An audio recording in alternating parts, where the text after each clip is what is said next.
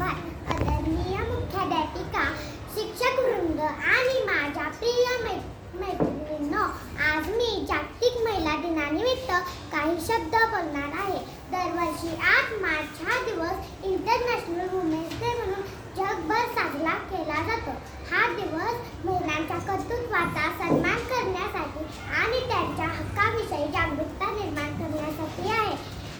आपल्या आयुष्यात आई, आजी, मावशी, ताई, शिक्षिका अशा अनेक महिला महत्त्वाची भूमिका बजावतात.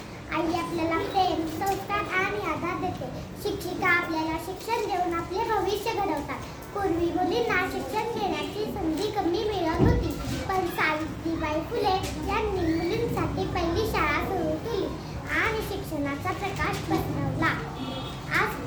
आज महिलांनी प्रत्येक क्षेत्रात मोठी प्रगती केली आहे.